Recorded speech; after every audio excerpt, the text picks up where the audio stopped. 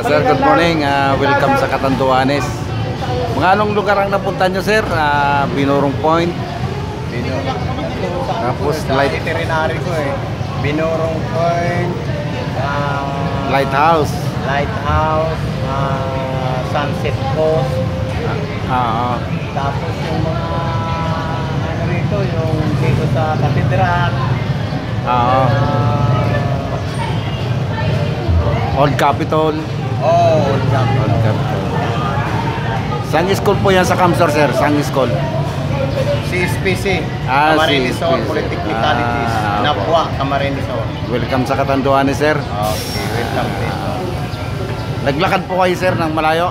Hindi naman. Ang na-experience namin na nilakara namin, na pinuntahan namin, yung lang sa Lighthouse. Sa Lighthouse. Kasi ang hirap ng daan nun. Ang kitit pati ng daan. Kasi maganda sana yung ano, ang problema, hindi gaano passable yung paglalakad. Ang hirap ng daan. Paano ano yung kinakailangan ma-develop yun. Ma-develop pa. Mabilis ang ano ng tourism. Kasi pagdating sa ganung ano, yun ang isa sa pinaka magiging dahilan ng abala ng pagdaan ng tourism. Ang nakakasakop nun eh, ano yata yun? Bato? Bato po. Bato. Bayan ng Bato. Request natin kay Mayor Rodolfo na masimentuhan man lang para yung mga estudyante makapaglakad ng hindi hirap, ano, sir? Saka dapat to, ano ba yung nakakasakop nung ano papunta ng ano yung daan na Barangay Bote po. Barangay Bote. Kailangan may assistensya doon na ano, kasi ang hirap ng salubong doon kung magkataon na may salubong na pababa ng sasakyan. Pag nabitin ang sasakyan doon, delikado. Napakadelikado. Kailangan pang i-widening para lumaki yan, dito sa baba, sir. may magandang daan. Nung pagbalik namin, kasi tinanong ko yung tour guide na taga rito. Sabi ko, ano ba kako yung taksada na nila nasa baba? Ay, ano po yan, alternate road na ano, mas maganda-ganda doon kasi medyo maluwang ang... Bakit ka to? Dito kami dinaan sa backyard. Eh, may daan naman pala ako na mas maganda. Na-expect. Saka hindi nakakakakot. Kasi pag nabitin ko doon, pag inatras ka doon, ang lalagdagan mo, napakalalim na bangin. Tinignan, saka yung kulay, liter is na ahon. Yun ang pinakamahirap doon. Kaya sabi ko, hindi na tayo dadaan doon pagbalik. Dito na tayo Tapos, pagdating doon sa area, ang kinakailangan doon, may mamaniubrahan yung mga malalaking sasakyan. Kaya sa amin, basta na namin. Hindi naman naiimpo sa amin na ganun ang sitwasyon doon. Yung lugar na yun.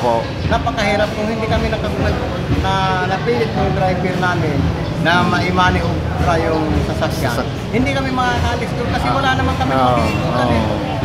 Isa sa mga dapat na tourism doon sa papuntang Lighthouse. I-develop yung daan, magkaroon ng parking area doon na may ikutan ng kagaya ng bus na malalaki. Yun ang isa sa mga dapat na gawin kung kinakailangan. Saka sana naman yung sa Place of Jesus na yung pantay doon baka pwedeng naman yun na magkaroon ng assistensya doon. Wala man lang na welcome to ganito sa na to. Wala parang baliwalas lang sa amin. Akala nga namin walang entrance. Siguro palabas na kami. Sinisingil na kami ng entrance. Sabi ko, akala ko walang entrance. May karato lang. Pero hinahanap namin yung bantay ko na kan. Nandun pala sa may tindahan. Hindi man lang. Wala man lang entertain sa amin na pagdatingan namin dapat naman sana.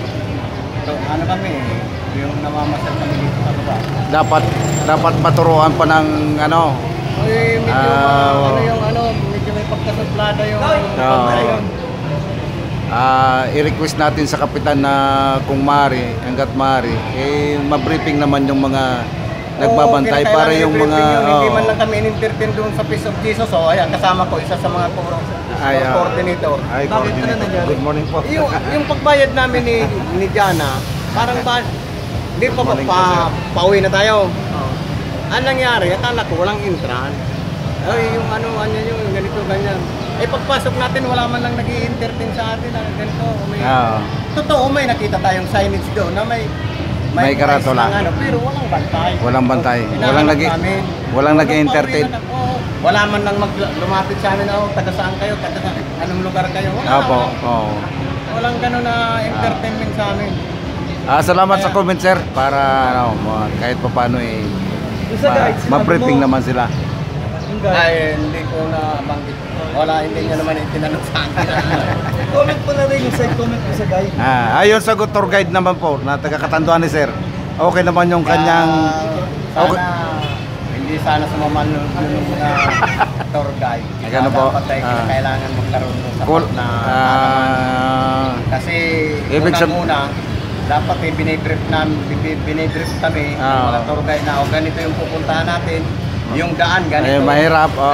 Dapat parang ipaano na kami na magkaroon kami ng idea, makapag-prepare kami kung ano yung dadaanan namin at saka yung pupuntahan namin. Para ma-ready rin yung sarili nyo na mahirap pa rin dadaanan. Oo, namin, mahirap pala.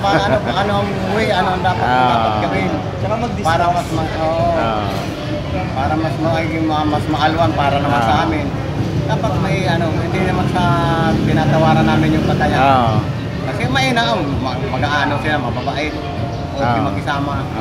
Pero sana, kunting okay. Siguro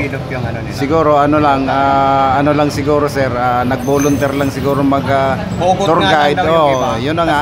Kulang nga daw, hinugot. Nahugot lang. Nagpapasalamat nga kami, malaking pasasalamat namin kasi malaking tulong din ang ginawa namin at nila sa amin. Kasi kung hindi naman sa kanila, hindi naman malalaman namin yung mga dapat puntahan. Kaya malaking pasasalamat. Salamat sa comment, sir, at pag mga susunod magkakaroon sila ng development para sa tour guide. Salamat, sir. Thank you din. Okay. Bye-bye po. Welcome Catanduanes. Welcome din po.